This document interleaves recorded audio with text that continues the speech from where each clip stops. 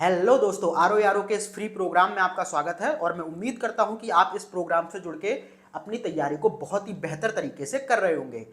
तो पिछली वीडियो में हम लोगों ने भारत के जो जितने भी द्वीप थे उनको कवर कर लिया था और जो मरुस्थल थे यानी कि जो रेगिस्तान थे उनको कवर कर लिया था। और आज हम लोग भारत के अपवाद तंत्र को पढ़ने वाले हैं, यानी कि भारत की सभी प्रमुख नदियों का अध्ययन हम लोग इस वीडियो में करने वाले हैं। ठीक है, तो आज की इस वीडियो में ये एक बहुत लंबा टॉपिक है, तो इसमें आज हम लोग सिंधु नदी तंत्र की मुख्यतः बात करेंगे। ठीक है, वीडियो को स्टार्ट करने से पहले आप लोगों के लिए एक जानकारी। देखिए, जिन लोगों ने आर ओ यारो का कंप्लीट पैकेज ले लिया है या फिर लेना चाहते हैं उनके लिए तो कोई दिक्कत नहीं है, लेकिन जो लोग सिर्फ वहाँ से 2 किताबें लेना चाहते हैं, यानी कि उस पैकेज से सिर्फ 2 किताबें लेना चाहते हैं, एक सारणीबद्ध की और एक हिंदी की, तो उनके लिए एक स्पेशल कॉम्बो लॉन्च किया गया है। तो उस कॉम्बो में आपको ये सारणीबद्ध जीएस की किताब मिल जाएगी जिसमें कि सभी टॉपिक टेबुलर फॉर्मेट में दिए गए हैं, और जो हिंदी पूछी जाती है आर ओ यारो में जो 6 टॉपिक होते हैं वो उसकी किताब इसमें आपको मिल जाएगी।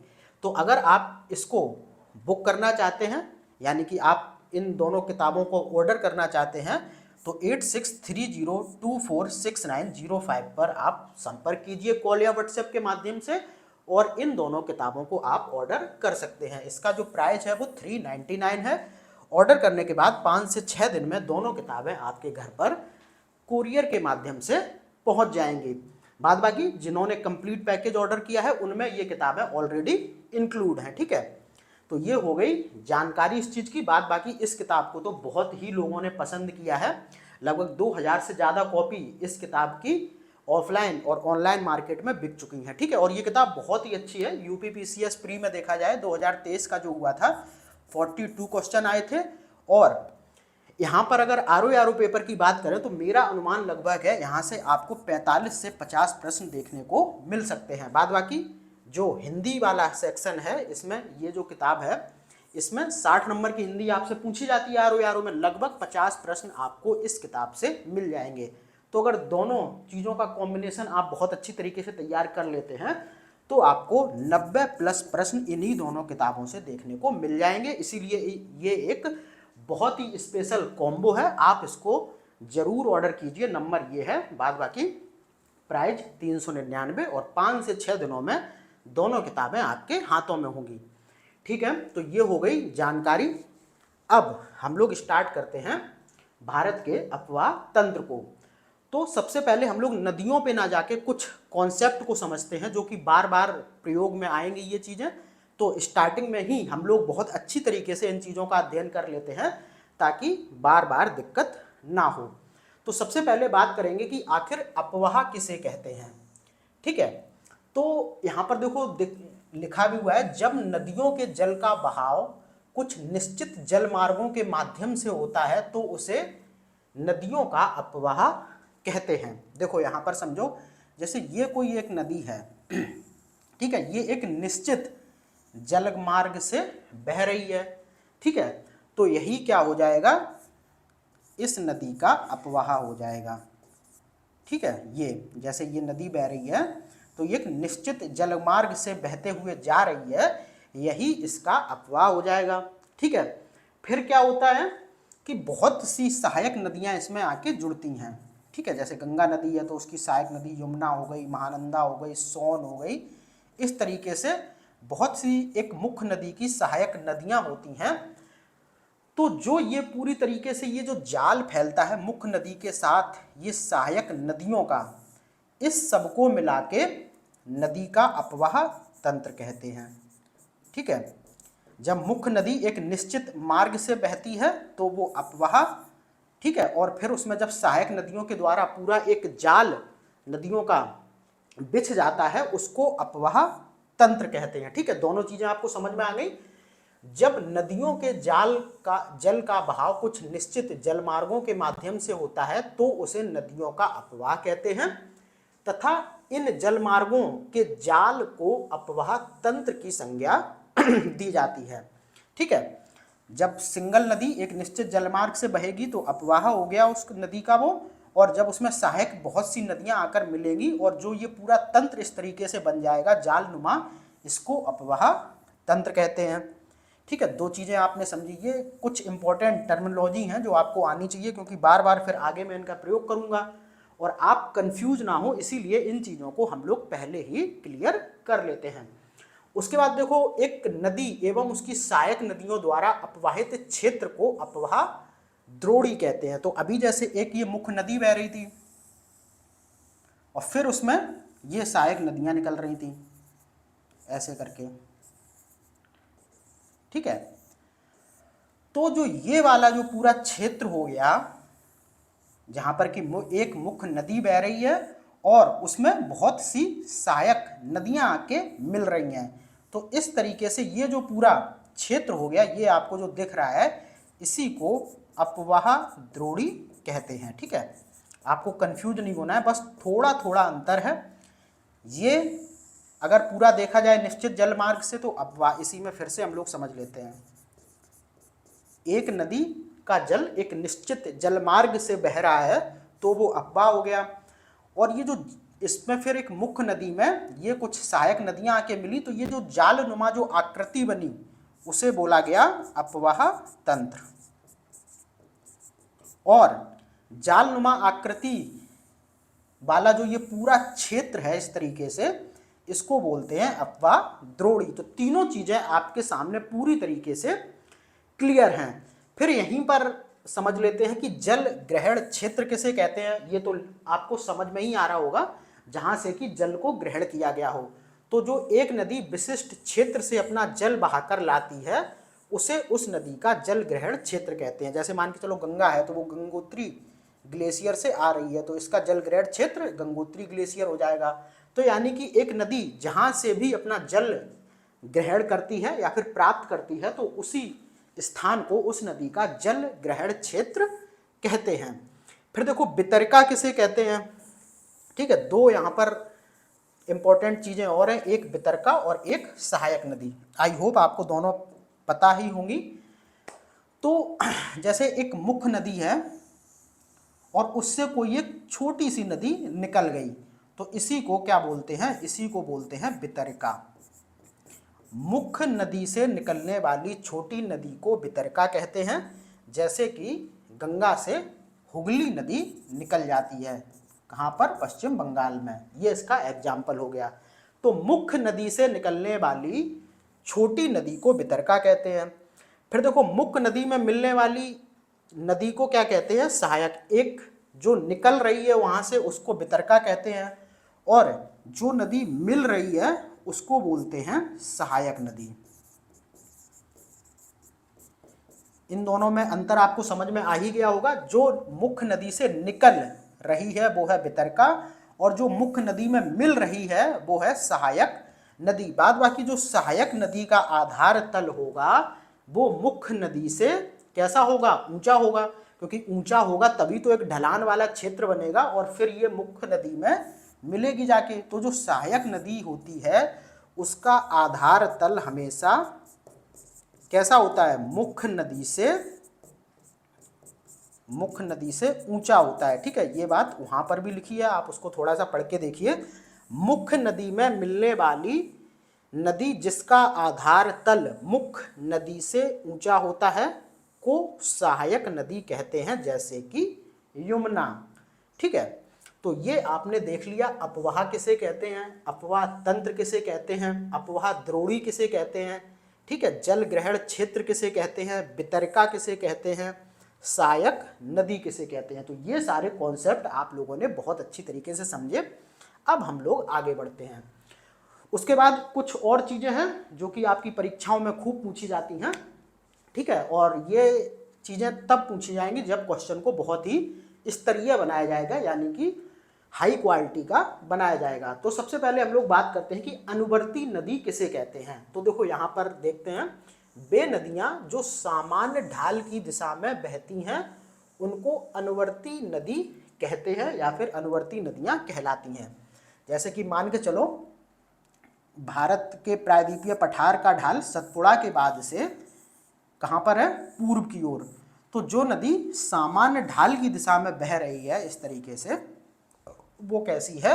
वो है अनुवर्ती नदी।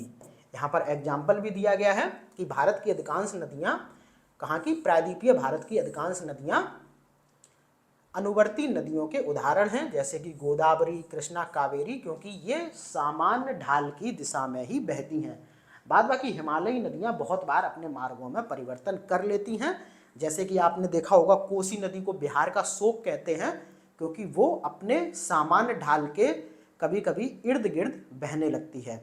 ऐसे ही आपने दामोदर के बारे में, महानदी या दामोदर के बारे में सुना होगा, वो भी अपने मार्ग में परिवर्तन करती है। तो हिमालय की नदियाँ ज़्यादातर इधर उधर बहती हैं, ठीक है, जब उनमें पानी की मात्रा ज़्यादा हो जाती है, ठीक है। लेकिन जो प्रायद्वीपीय भारत की नदियां हैं वो ज़्यादातर अपने ढाल का ही अनुसरण करती हैं, इसीलिए ये अनुवर्ती नदियां हैं। अभी कॉन्सेप्ट के लिए आप बस इतना समझिए कि अनुवर्ती नदियां वो नदियां हैं जो सामान्य ढाल की दिशा में बहती हैं, ठीक है। उसके बाद हम लोग बात करते हैं परवर्ती नदी की। तो परवर्ती नदी उसे कहते हैं जो अनुवर्ती नदी में 90 डिग्री के अंश पर मिलती है, यानी कि समकोण पर मिलती है। जैसे मान के चलो एक नदी ये बह रही है, ठीक है, और एक नदी कुछ इस तरीके से बहते हुए आती है और इसमें पूरी तरीके से 90 डिग्री पर मिल जाती है। यहाँ पर 90 डिग्री का अंश, 90 डिग्री का कोण बन जाता है, ठीक है।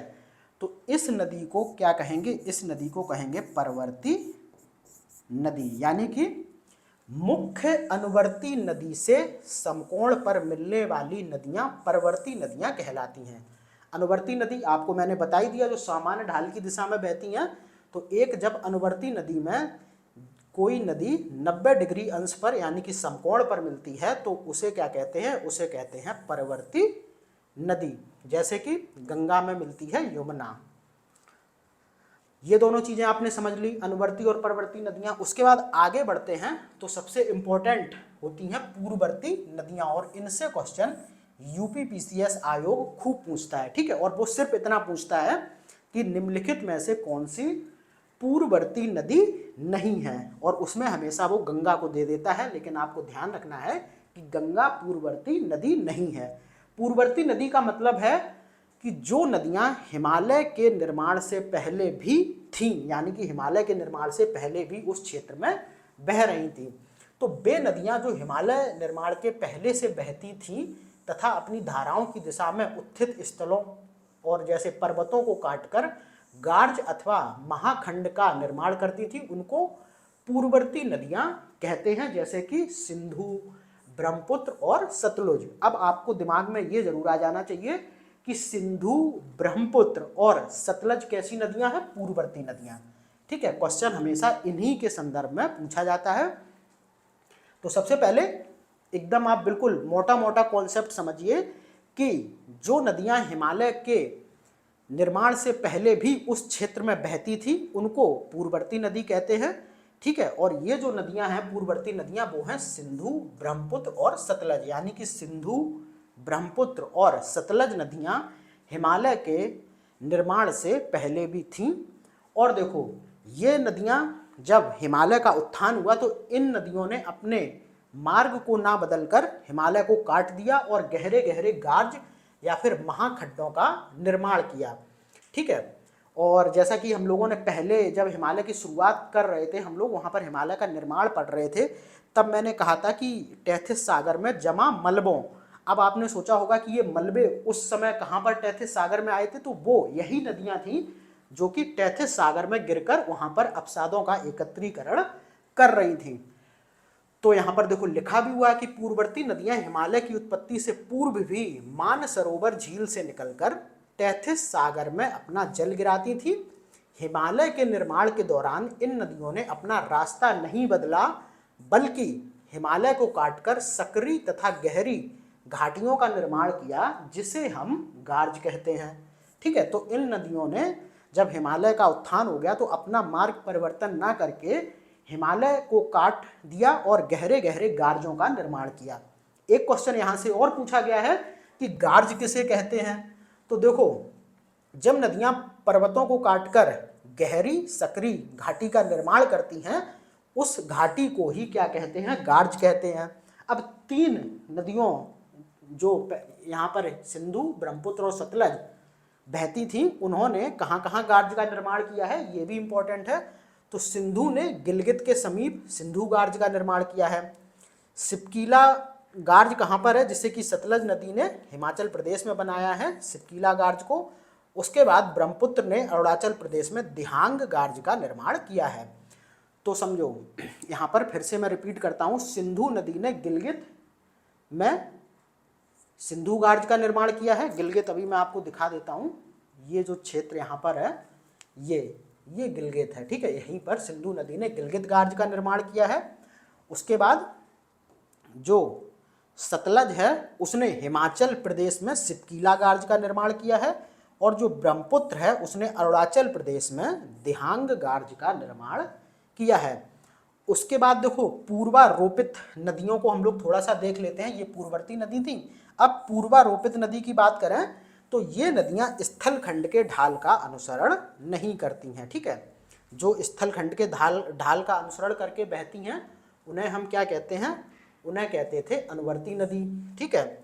और जो स्थल खंड के ढाल का अनुसरण नहीं करती हैं उन्हें कहते हैं पूर्वारोपित नदियां। और इनके उदाहरण हैं स्वर्णरेखा, सोन, चंबल, बनास, ठीक है। ये नदियां स्थल खंड के ढाल का अनुसरण नहीं करती हैं, इनको पूर्वारोपित नदी या फिर अध्यारोपित नदी भी कहते हैं। तो ये सारा कॉन्सेप्ट हो गया। क्या क्या हो गया कॉन्सेप्ट में, एक अपवाह किसे कहते हैं, बहुत अच्छी तरीके से आपने समझा। अपवाह तंत्र किसे कहते हैं, अपवाह द्रोणी किसे कहते हैं, जल ग्रहण क्षेत्र किसे कहते हैं, वितरका किसे कहते हैं, सहायक नदी किसे कहते हैं। उसके बाद देखो अनुवर्ती नदियां कौन कौन सी हैं, ठीक है। उसके बाद परवर्ती नदियां कौन सी होती हैं। उसके बाद पूर्ववर्ती नदियां सिंधु, ब्रह्मपुत्र, सतलज। ध्यान रखना, सिंधु, ब्रह्मपुत्र, सतलज और गंगा पूर्ववर्ती नदी नहीं है। देखो क्वेश्चन जब भी आपको देखने को मिलेगा तो उसमें विकल्प में या फिर कथन में गंगा को देके हमेशा से आपको कंफ्यूज किया जाता है। तो मैं बिल्कुल क्लियर बोल देता हूं कि गंगा पूर्ववर्ती नदी नहीं है, ठीक है।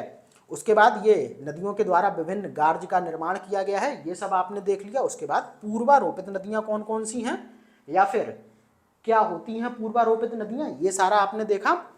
उसके बाद हम लोग स्टार्ट करते हैं अब भारत के अपवाह तंत्र को। पहले तो आपने कॉन्सेप्ट समझा खाली, ठीक है। तो भौगोलिक आकृतियों के आधार पर भारत के अपवाह तंत्र को दो भागों में विभाजित किया गया है, ठीक है। आपने थोड़ा बहुत पढ़ा होगा तो आपको पता भी चल जाएगा। जब आप मैप को देखेंगे और भारत की नदियों को थोड़ा सा उनमें देखेंगे तो आपको पता चलेगा कि भारत का जो अपवाह तंत्र है उसे दो भागों में विभाजित किया गया है। एक तो वो जो नदियां कहाँ से, हिमालय से निकलकर इधर की ओर बह रही हैं ऐसे करके, तो एक तो ये हो गया। उसके बाद ये आपका जो प्रायद्वीपीय पठार कुछ इस तरीके से फैला हुआ है, जो यहाँ पर नदियां बहती हैं यहाँ ऐसे करके। तो एक हो गया प्रायद्वीपीय नदियों का अपवाह तंत्र।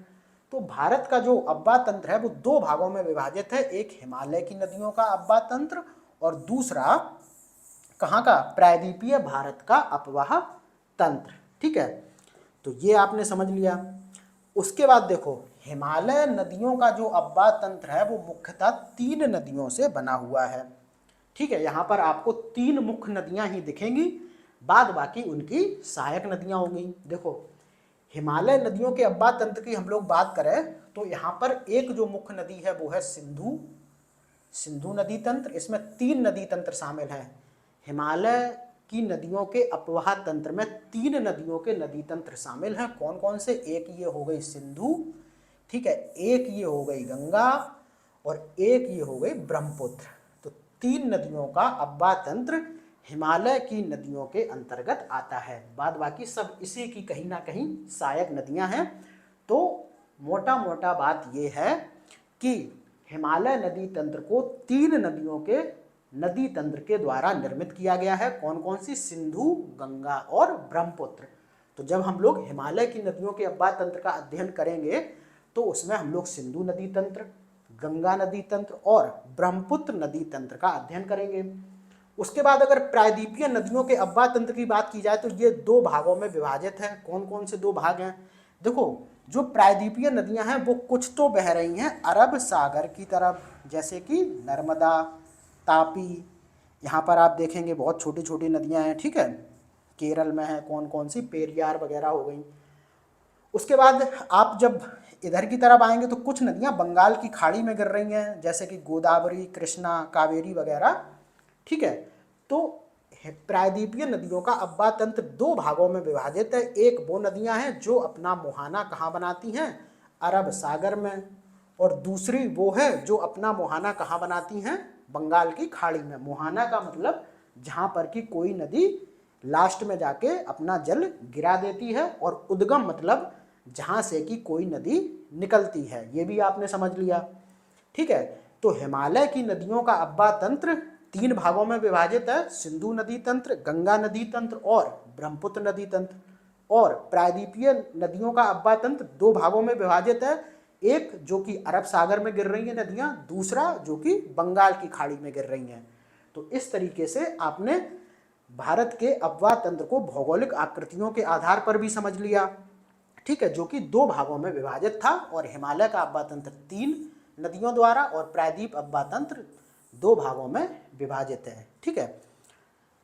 तो ये सब आई थिंक आपको बहुत अच्छी तरीके से क्लियर हो गया होगा। अब बढ़ते हैं हम लोग हिमालय की नदियों के अब्बा तंत्र की ओर, जहां पर कि हम लोग सिंधु नदी तंत्र को पढ़ने वाले हैं, ठीक है। और आज की वीडियो में हम लोग सिर्फ सिंधु नदी तंत्र के बारे में ही पढ़ेंगे। पहले देखो ये मैप लगा हुआ है और ये है सिंधु नदी तंत्र, जिसमें आप देखेंगे तो ये जो आपको दिख रही है ये है सिंधु नदी, ठीक है। यहाँ से निकल रही है मानसरोवर झील के पास से, और मिठान कोट जो कि पाकिस्तान में है यहाँ तक जा रही है। बाद बाकी इस नदी तंत्र की जो सहायक नदियां हैं, यानी कि एक नदी तंत्र मुख्य नदी और उसकी सहायक नदियों से मिलकर बनता है, ये पहले ही आपने देख लिया। तो इस नदी तंत्र की मुख्य नदी कौन सी है, सिंधु है। बाद बाकी इसकी सहायक नदियां हैं जो कि झेलम, चिनाब, रावी, ब्यास और सतलज हैं, ठीक है। तो यहाँ पर हम लोग देखते हैं सिंधु नदी तंत्र की मुख्य नदी कौन सी है, सिंधु, ठीक है। सिंधु नदी मानसरोवर झील से निकलती है, और मानसरोवर झील के पास एक चोमा युंगडुंग ग्लेशियर है। तो आपको ध्यान रखना है, पहली बात तो सिंधु नदी तंत्र की जो मुख्य नदी है वो कौन सी है, वो है सिंधु। और इसका उद्गम क्या है, अच्छा एक चीज यहाँ पर और समझ लीजिए, जब भी हम भारत की नदियों का अध्ययन करें और आपसे एग्जाम में पूछा क्या जाएगा, ये बात आपको हमेशा ध्यान रखनी है। तो सबसे पहले आपको पता होना चाहिए कि एक नदी का उद्गम कहाँ से होता है, ठीक है, उसका मुहाना कहाँ पर बनता है, ठीक है, फिर उसका अपवाह क्षेत्र कौन सा है। अपवाह क्षेत्र मतलब कहाँ कहाँ से वो बहते हुए जाती है। मुख्यतः इसमें हम लोग राज्य की बात करेंगे कि किस राज्य में बहती है, और फिर उसकी सहायक नदियाँ और जो बड़ी नदियाँ हैं उनकी लंबाई। तो पांच चीजें आपको पूरी तरीके से क्लियर होनी चाहिए, उद्गम, मुहाना, अपवाह क्षेत्र, सहायक नदियां और लंबाई। ये पांच चीजें आपको एकदम बिल्कुल हर नदी के संदर्भ में क्लियर होनी चाहिए। लंबाई मतलब उन नदियों की जो बहुत ज्यादा लंबाई है या फिर जिनकी लंबाई किन्हीं मायने में महत्वपूर्ण है, ठीक है। तो उद्गम, मुहाना, अपवाह क्षेत्र और सहायक नदियां और लंबाई, ये पांच चीजें आपको नदियों के संदर्भ में जरूर पता होनी चाहिए। इन्हीं के संदर्भ में बहुत ज़्यादा क्वेश्चन बनते हैं, बाद बाकी तो सारी कॉन्सेप्चुअल चीज़ें हैं।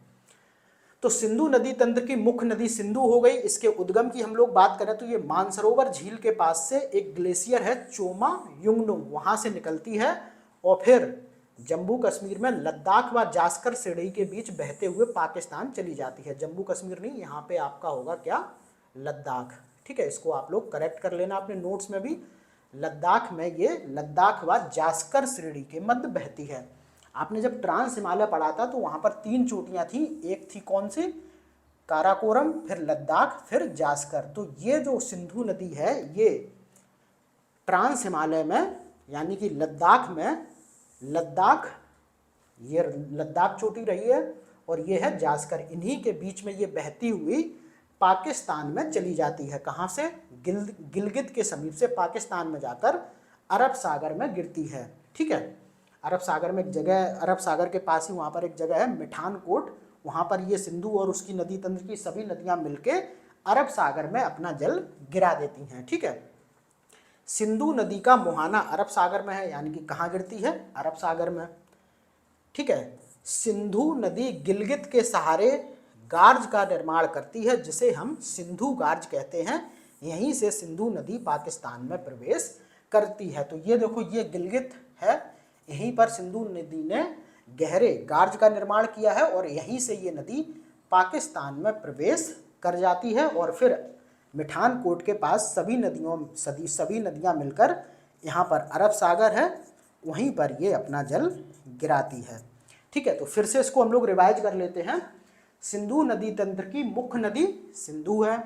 इसके उद्गम की बात करें तो ये मानसरोवर झील के पास में एक चोमा युंगडुंग ग्लेशियर है, वहां से निकलती है और फिर ये भारत में लद्दाख और जास्कर श्रेणियों के मध्य बहते हुए गिलगित के समीप एक गार्ज का निर्माण करती है और वहीं से ये नदी पाकिस्तान में चली जाती है और अरब सागर में गिर जाती है।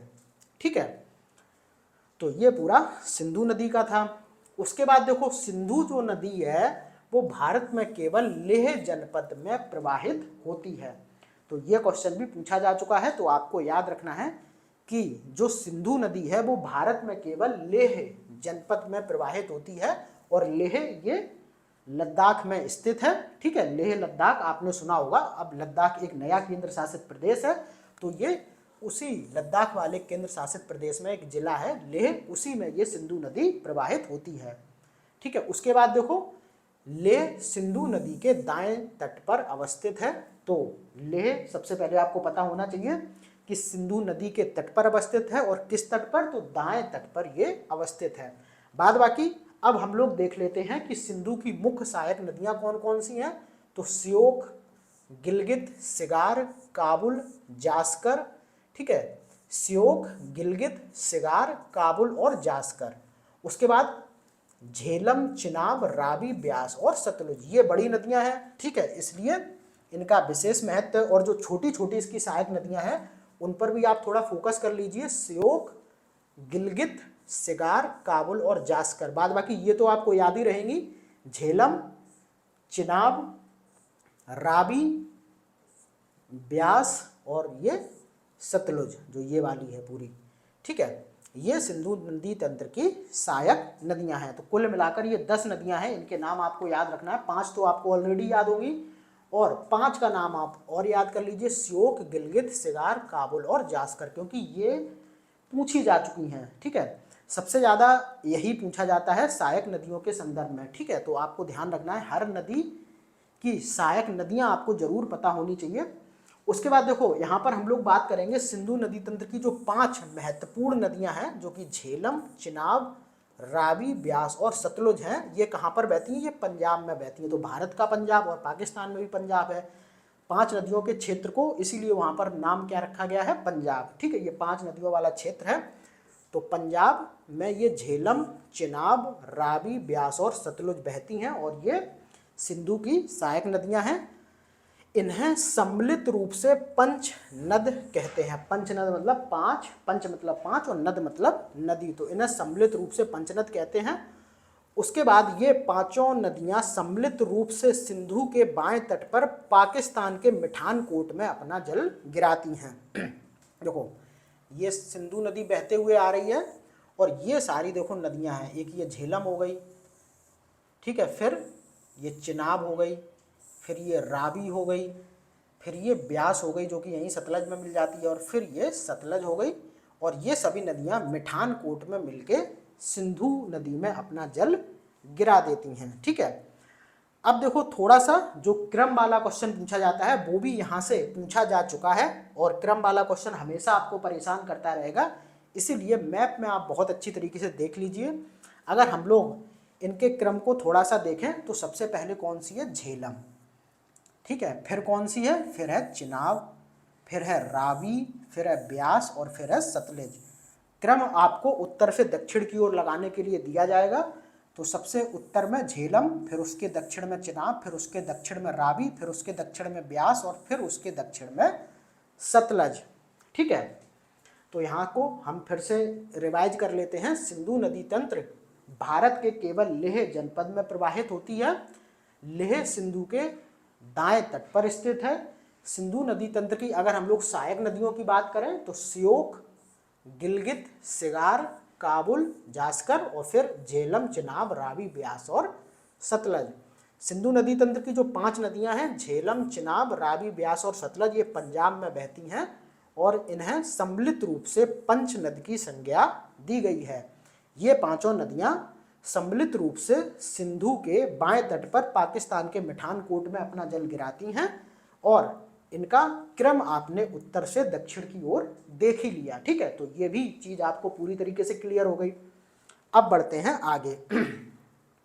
उसके बाद देखो, इसकी जो झेलम, चिनाब, रावी, ब्यास और सतलज हैं, इनको पढ़ने से पहले एक इम्पॉर्टेंट चीज यहाँ पर और है जहाँ से कि क्वेश्चन बनते हैं, जो है सिंधु नदी जल समझौता।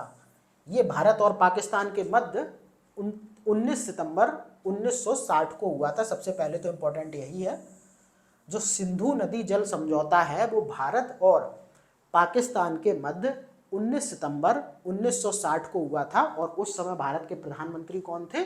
जवाहरलाल नेहरू। और पाकिस्तान के जो राष्ट्रपति थे आयूब खान, उनके मध्य में ये समझौता स्थापित किया गया था। और इसमें जो मीडिएटर था वो था विश्व बैंक, यानी कि विश्व बैंक इसमें मध्यस्थता कर रहा था। ठीक है, और इसमें क्या किया गया कि समझौते के अंतर्गत सिंधु नदी की सहायक नदियों को पूर्वी और पश्चिमी नदियों में विभाजित किया गया। ठीक है, ये जो नदी तंत्र है इसमें पूर्वी नदियां विभाजित की गई और पश्चिमी नदियां। अब पूर्वी नदियों में देखो तो ब्यास, रावी और सतलज, जो ये है ब्यास, रावी और सतलज, इसे पूर्वी नदियां माना गया। ठीक है, और इसमें क्या किया गया कि भारत सरकार के क्षेत्राधिकार में शामिल किया गया। ठीक है, तो जो पूर्वी नदियां थी उनको भारत अधिकार के क्षेत्राधिकार में शामिल कर दिया गया और पूर्वी नदियों में कौन थी? रावी, ब्यास और सतलज। जबकि पश्चिमी नदियों में सिंधु, चिनाब और झेलम को माना गया। ये सिंधु हो गई, ये झेलम हो गई और ये चिनाब, इनको पूर्वी माना गया और इनको पश्चिमी। तो पश्चिमी नदियों का तो अधिकार पूरा दे दिया भारत को और जो पूर्वी नदियां थी उनका अधिकार दे दिया गया पाकिस्तान को। बाद बाकी जो सिंधु नदी है इसका 20% जल भारत प्रयोग कर सकता है इस सिंधु जल समझौते के अंतर्गत। तो ये था। बाद बाकी ये सारी चीजें तो आपको नहीं समझनी है, बस इतना समझना है कि ये समझौता कब हुआ? 19 सितंबर 1960 को। ठीक है, किनके मध्य? जवाहरलाल नेहरू और पाकिस्तान के राष्ट्रपति थे आयूब खान। मध्यस्थता किसने की? विश्व बैंक ने। ठीक है, और इस समझौते के अंतर्गत सिंधु नदी का 20% पानी भारत प्रयोग कर सकता है। बस इतनी चीजें यहाँ पर समझने लायक हैं। बाद बाकी इसके जो डेट ये है, इससे बहुत बार क्वेश्चन पूछा गया है, तो इसको आप बिल्कुल पूरी तरीके से रट लेना है। ठीक है, उसके बाद देखो सिंधु नदी तंत्र की सिंधु नदी की कुल लंबाई की हम लोग बात करें तो ये 2880 किलोमीटर लंबी है। ठीक है, आपको ध्यान रखना है कि ये जो नदी यहाँ से निकल रही है, ठीक है, ये लंबाई की मैं ये बात कर रहा हूँ पूरी, ना कि मैं सिर्फ भारत वाले पार्ट की बात कर रहा हूँ। तो सिंधु नदी की कुल लंबाई की बात करें तो ये 2880 किलोमीटर लंबी है और जो ये भारत में इतना इसका जो पार्ट आता है वो कितना है? वो है 1114 किलोमीटर। तो सिंधु नदी की कुल लंबाई हो गई 2880 किलोमीटर और भारत में जो ये बहती है सिर्फ 1114 किलोमीटर में। अब देखो, सिंधु ब्रह्मपुत्र के बाद भारत में बहने वाली सबसे लंबी नदी है। तो भारत में बहने वाली सबसे लंबी नदी है ब्रह्मपुत्र और उसके बाद अगर हम भारत में बहने वाली दूसरी सबसे लंबी नदी की बात करें तो ये सिंधु है। अब हम लोग लगे हाथों क्या कर लेते हैं, भारत में बहने वाली 6 सबसे लंबी नदियों की बात कर लेते हैं। ठीक है, तो ब्रह्मपुत्र की लंबाई है 2900 किलोमीटर। ठीक है, ब्रह्मपुत्र कुछ यहाँ से बहती है और इस तरीके से ये भारत में भी आती है। तो ब्रह्मपुत्र की कुल लंबाई की बात कर रहा हूँ मैं, ठीक है, ना कि भारत वाले पोर्शन की। तो ब्रह्मपुत्र की कुल लंबाई 2900 किलोमीटर। उसके बाद सिंधु 2880, गंगा 2525 किलोमीटर, उसके बाद सतलज 1500 किलोमीटर, गोदावरी 1465 किलोमीटर। ये कहाँ की नदी है? ये है प्रायद्वीपीय पठार की नदी। ठीक है, यहाँ पर। और उसके बाद यमुना भी 1385 किलोमीटर है। तो भारत में बहने वाली सबसे लंबी नदी सिंधु, उसके बाद गंगा, उसके बाद सॉरी उस ब्रह्मपुत्र के बाद सिंधु, फिर गंगा, फिर सतलज और फिर है गोदावरी। ये प्रायद्वीपीय पठार की सबसे लंबी नदी है और यमुना की लंबाई है 1385 किलोमीटर। ये मैंने यहाँ पर इसलिए लिख दिए क्योंकि इन सभी नदियों की लंबाई के संदर्भ में प्रश्न बन चुका है, ठीक है। और आपको ध्यान रखना है कि भारत में बहने वाली सबसे लंबी नदी ब्रह्मपुत्र है, फिर है सिंधु। अच्छा, एक क्वेश्चन और बन जाता है, कभी कभी गंगा को लेके क्वेश्चन पूछ लेता है, फिर ये दो विकल्प देगा नहीं, फिर लिख देगा वहां पर गंगा, तो तब आपका उत्तर गंगा हो जाएगा, ठीक है। तो ये जो सभी कुछ है ये क्वेश्चन के अकॉर्डिंग चेंज होता रहता है, जैसा क्वेश्चन वैसा आंसर, ठीक है। उसके बाद हम लोग बात करते हैं सिंधु नदी तंत्र की नदियों की। तो सिंधु नदी के बारे में हम लोगों ने पढ़ लिया। अब हम लोग बात करते हैं इस झेलम नदी की, ठीक है। ये जो आपको दिख रही है इस झेलम नदी की हम लोग बात करते हैं, ठीक है। तो सबसे पहले बात करेंगे इसके उद्गम की। तो झेलम नदी जम्मू कश्मीर में बेरी नाग झील के समीप शेषनाग झील से निकलकर श्रीनगर होते हुए बुलर झील में मिल जाती है, ठीक है। तो यहाँ पर ये देखो शेषनाग झील है, यहीं से ये बेरी नाग झील के समीप ये शेषनाग झील स्थित है, यहीं से ये झेलम नदी निकलती है और फिर यहाँ पर ये बुलर झील में मिल जाती है और फिर आगे ये इस तरीके से बहती है पाकिस्तान में जाकर, ठीक है।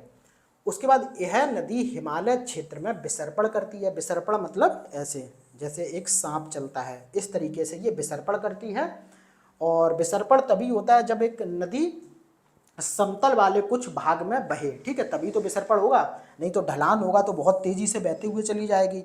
तो आपको ध्यान रखना है कि ये जो झेलम नदी है ये हिमालयी क्षेत्र में विसर्पण करने वाली नदी है। झेलम अनंतनाग से बारामूला तक नौकागम है, ठीक है। जो ये झेलम नदी है ये यहाँ पर दो स्थान है जम्मू कश्मीर में, एक है अनंतनाग आपने सुना होगा और एक सुना होगा बारामूला। बारामूला एक दर्रा भी है जो कि जम्मू कश्मीर में है। तो झेलम नदी अनंतनाग से बारामूला तक नौकागम है। नौकागम का मतलब कि उसमें नाव चलाई जा सकती है, ठीक है। उसके बाद श्रीनगर झेलम नदी के तट पर बसा हुआ है, ठीक है। देखो मैंने आपको 5 चीजें बताई थी, एक उद्गम, मुहाना, नदी की लंबाई, और क्या बताया था मैंने आपको, उसका अपवाद क्षेत्र यानी कि किस राज्य में बहती है, और उसकी सहायक नदियां। उसमें छठवीं चीज आप एक और नोट करिए कि अगर कोई नदी के किनारे कोई महत्वपूर्ण नगर उसके किनारे बसा हुआ है तो वो भी आपको पता होना चाहिए। जैसे कि सिंधु नदी के किनारे लेह हो गया था, तो आपको ध्यान रखना है यहाँ पर भी झेलम नदी के किनारे श्रीनगर बसा हुआ है। बाद बाकी इस झेलम नदी की हम लोग झेलम नदी की सहायक नदी की बात करें तो ये है किशन गंगा। तो ये हो गई पूरी झेलम नदी के बारे में जानकारी। सबसे पहले ये निकलती कहाँ से है, दोबारा से रिपीट कर लेते हैं इसको। तो निकलती ये है जम्मू कश्मीर में शेषनाग झील के पास से, फिर ये श्रीनगर में बहते हुए बुलर झील में मिल जाती है और फिर आगे ये पाकिस्तान में चली जाती है। और ये जो झेलम नदी है ये हिमालय क्षेत्र में विसर्पण करने वाली नदी है। विसर्पण मैंने आपको बता ही दिया क्या होता है।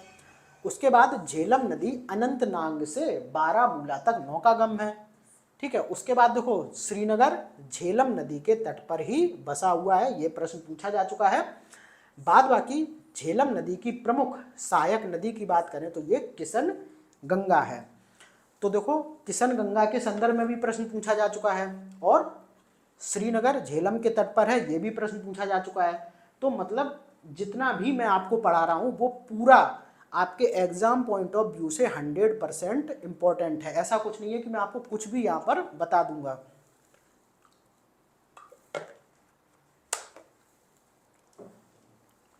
अब देखो हम लोग सिंधु नदी तंत्र की अगली नदी की बात करते हैं जो कि है चिनाब। चिनाब देखो यहाँ पर मैप में आपको दिख रही होगी, ये देखो ये है चिनाब नदी। और चिनाब नदी का उद्गम स्थल अगर हम देखें तो ये हिमाचल प्रदेश में बारालाचाला दर्रे के पास से निकलती है। ये है हिमाचल प्रदेश, यहाँ पर एक दर्रा है बारालाचाला, वहीं से इस चिनाब नदी का उद्गम हुआ है। और आपको ध्यान रखना है कि जो ये चिनाब नदी है ये सिंधु की विशालतम सहायक नदी है, यानी कि ये सिंधु की सबसे लंबी सहायक नदी है। उसके बाद देखो, इस चिनाब नदी को हिमाचल प्रदेश में चंद्रभागा के नाम से जाना जाता है। क्यों जाना जाता है? इसका कॉन्सेप्ट ये है कि हिमाचल प्रदेश में यह दो धाराओं से निकलती है, एक चंद्रा, ठीक है, और एक भागा, ठीक है, और फिर ये नदियां हिमाचल प्रदेश में तांडी नामक स्थान पर मिलकर इस चिनाब नदी का निर्माण करती हैं। तो एक इसका भाग है चंद्र और एक है भागा। तो जब ये हिमाचल प्रदेश में कुछ इस तरीके से दो भागों में निकलती है और फिर कुछ दूर तक बहती है, तो हिमाचल प्रदेश में तो इसे चंद्रभागा ही कहते हैं। फिर जब ये आगे आ जाती है तब इसे चिनाब नदी कहा जाता है। ठीक है, तो आपको कंफ्यूज नहीं होना है, चिनाब नदी का ही एक अन्य नाम चंद्र और भागा है, और हिमाचल प्रदेश में ये दो धाराओं के तहत निकलती है, एक चंद्र और एक भागा। फिर हिमाचल प्रदेश में तंडी नामक स्थान पर मिलकर ये आगे बहती है और फिर इसे चिनाब नदी कहा जाता है। तो ये हो गई चिनाब नदी। इसको हम लोग दोबारा से रिवाइज कर लेते हैं। तो चिनाब नदी की बात करें तो ये हिमाचल प्रदेश में बारालाचाला दर्रे के पास से निकलती है। यह सिंधु की विशालतम सहायक नदी है। हिमाचल प्रदेश में इसे चंद्रभागा के नाम से जाना जाता है, और हिमाचल प्रदेश राज्य में लाहौल घाटी में चंद्र और भागा नदियां प्रवाहित होती हैं, और तांडी के निकट चंद्र और भागा का संगम होता है, और यहीं से ये नदी चंद्रभागा या फिर चिनाब नदी कहलाती है। ठीक है, तो ये हो गई चिनाब नदी। बाद बाकी इसकी कोई बहुत इंपॉर्टेंट सहायक नदी नहीं है, इसलिए मैंने उस चीज़ को यहाँ पर समाहित नहीं किया है। उसके बाद देखो, इसकी अन्य सहायक नदियों की बात करें तो ये है रावी नदी, ठीक है, और ब्यास। तो ये दो नदियां हैं, इन दोनों का उद्गम स्थल एक ही है। रावी और ब्यास दोनों नदियां रोहतांग दर्रे के समीप से निकलकर पाकिस्तान ना जाकर पंजाब के कपूरथला में हरके नामक स्थान पर सतलुज में मिल जाती हैं। थोड़ा सा यहाँ पर कुछ चीज़ें मिस्टेक है यहाँ पर, लेकिन आप थोड़ा यहाँ समझिए। जो ये रावी नदी है और जो ब्यास नदी है, इनका उद्गम स्थल तो लगभग एक ही है। कहाँ है उद्गम स्थल इसका? रोहतांग दर्रे के समीप में। यहाँ पर रोहतांग दर्रा है, और ये रोहतांग दर्रा कहाँ पर है? ये तो आप लोग ऑलरेडी पढ़ चुके हैं, ये है हिमाचल प्रदेश में। तो यहीं से ये रावी और ब्यास नदियाँ निकलती हैं। तो इसमें जो रावी नदी है वो तो कहाँ पर जाती है? पाकिस्तान में। ठीक है, ये देखो रावी नदी है, ये कहाँ पर जा रही है? बहते हुए पाकिस्तान।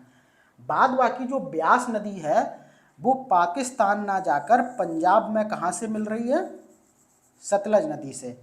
और ब्यास इस नदी तंत्र की एकमात्र नदी है जो कि पाकिस्तान नहीं जाती है और भारत के पंजाब में ही सतलज से मिल जाती है। वही बात यहाँ पर लिखी है, बाद बाकी कुछ मिस्टेक है।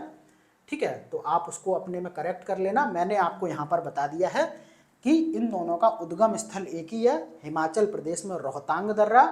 और रावी जो इसमें नदी है वो तो पाकिस्तान में प्रवेश कर जाती है, लेकिन जो ब्यास नदी है वो पाकिस्तान ना जाकर भारत के पंजाब राज्य में ही इस सतलज नदी से मिल जाती है। ये आपकी सतलज नदी है। ठीक है, और ये देखो पाकिस्तान ना जाकर पंजाब में सतलज नदी से मिल जाती है। और ब्यास आपको ध्यान रखना है, इस नदी तंत्र की एकमात्र ऐसी नदी है जो पाकिस्तान ना जाकर भारत में ही सतलज नदी में मिल जाती है या फिर सिंधु नदी तंत्र में मिल जाती है। ठीक है, रावी नदी चंबा घाटी में प्रवाहित होती है, जबकि ब्यास नदी कुल्लू घाटी में। ये भी प्रश्न पूछा जा चुका है। जो ये रावी नदी है ये हिमाचल प्रदेश में एक घाटी है चंबा घाटी, ये वहाँ पर प्रवाहित होती है। और जो ब्यास नदी है ये हिमाचल प्रदेश के कुल्लू घाटी में प्रवाहित होती है। तो ये हो गया रावी और ब्यास, दोनों निकलती एक जगह से हैं। रावी उसमें पाकिस्तान चली जाती है, ब्यास पंजाब में सतलज से मिल जाती है। ब्यास एकमात्र ऐसी नदी है इस नदी तंत्र की जो कि पाकिस्तान नहीं जाती है। दूसरा, रावी चंबा घाटी में बहती है और ब्यास कुल्लू घाटी में। ठीक है, उसके बाद हम लोग बात करते हैं सतलज नदी की। देखो ये जो नदी है, अभी मैं आपको दिखाता हूँ, ये जो नदी है ये है सतलज। ये देखो, तो सतलज नदी कहाँ से निकलती है? तिब्बत पठार की राकसताल झील से। ये देखो राकसताल झील है, और ये राकसताल झील कहाँ है? ये है तिब्बत पठार पर। तो ये तिब्बत पठार से निकलकर फिर हिमाचल प्रदेश में बह रही है, फिर पंजाब में आती है, और पंजाब के बाद से पाकिस्तान में प्रवेश करके मिठानकोट में सिंधु नदी से मिल जाती है। तो सबसे पहले इंपॉर्टेंट यही हो गया कि जो सतलज नदी है वो तिब्बत पठार की राकसताल झील से निकलती है। ठीक है, उसके बाद यह नदी सिपकीला दर्रे से होकर भारत में प्रवेश करती है। सिपकीला दर्रा हिमाचल प्रदेश में इसी सतलज नदी के द्वारा, सिपकीला गार्ज हिमाचल प्रदेश में इसी सतलज नदी के द्वारा बनाया गया है, और जो हिमाचल प्रदेश में सिपकीला दर्रा है वहीं से ये नदी भारत में प्रवेश करती है। ठीक है, और निकलती कहाँ से है? तिब्बत पठार की राकसताल झील से और यह हिमाचल प्रदेश और पंजाब में बहते हुए पाकिस्तान चली जाती है। देखो हिमाचल प्रदेश, फिर पंजाब, और फिर यहाँ से ये पाकिस्तान में निकल गई। यह नदी हिमालय पार यानी कि ट्रांस हिमालय नदी है। अब आप लोग समझ रहे होंगे कि ये ट्रांस हिमालय नदी कौन सी है। तो जो नदी ट्रांस हिमालय के पास से निकली है, यानी कि जिसका उद्गम ट्रांस हिमालय के पास हुआ है, उसे ट्रांस हिमालयी नदी कहते हैं, या फिर हिमालय पार की नदी भी उसे कहा जाता है। जैसे कि एक तो ये सतलज हो गई, ये भी देखो कहाँ से निकल रही है? ट्रांस हिमालय से। ठीक है, ये जो आपका जो पार्ट ऐसे करके आया है, ये ट्रांस हिमालय वाला ही पार्ट है। तो सतलज भी ट्रांस हिमालय वाली नदी हो गई। यहाँ पर सिंधु भी देखो यहीं पर है, मानसरोवर झील से निकल रही है, तो सिंधु भी ट्रांस हिमालय या फिर हिमालय पार की नदी है। बाद बाकी यहीं से मानसरोवर झील से ब्रह्मपुत्र इधर की ओर निकलती है, तो ब्रह्मपुत्र भी ट्रांस हिमालयी नदी हो गई। ठीक है, तो ये क्वेश्चन भी बहुत बार पूछा गया है। जब आप प्रीवियस ईयर देखेंगे कि निम्नलिखित में से कौन सी नदी हिमालय पार की नदी नहीं है या फिर ट्रांस हिमालय की नदी है, तो ट्रांस हिमालय के पास से जिस नदी का उद्गम हो रहा है वो हिमालय पार या फिर ट्रांस हिमालयी नदी है। और इसमें कौन कौन सी नदियां हैं? एक सतलज है, एक सिंधु है, और एक ब्रह्मपुत्र है। आपको कंफ्यूज किया जाएगा गंगा को देके, तो गंगा हिमालय पार की नदी नहीं है, क्योंकि उसका उद्गम तो कहाँ से हो रहा है? गंगोत्री ग्लेशियर से। उसका उद्गम ट्रांस हिमालय से नहीं हुआ है। बाद बाकी हम लोग सतलुज की इंपॉर्टेंट सहायक नदियों की बात करें तो इसमें है बास्पा, स्पीति, नोगली, खड्ड और स्वां। तो ये 5 इंपॉर्टेंट सतलुज की सहायक नदियां हैं। कौन कौन सी? बास्पा, स्पीति, नोगली और खड्ड और स्वां। तो इनको हम लोग फिर से रिपीट कर लेते हैं। सतलुज, रावी और ब्यास को आपने अच्छे से देख ही लिया। बाद बाकी यहाँ पर कुछ मिस्टेक है वो आप अपना एडजस्ट कर लेना। ठीक है, बाद बाकी यहाँ पर मैंने आपको बता दिया, रावी पाकिस्तान जाती है और ब्यास पंजाब में सतलज नदी से मिल जाती है। दोनों का उद्गम स्थल एक ही है, रोहतांग दर्रे के समीप से। ठीक है, और ब्यास एकमात्र ऐसी नदी है इस नदी तंत्र की जो कि भारत में ही सतलज नदी से मिल जाती है, यानी कि इस नदी तंत्र की ऐसी नदी है जो कि पाकिस्तान नहीं जाती है।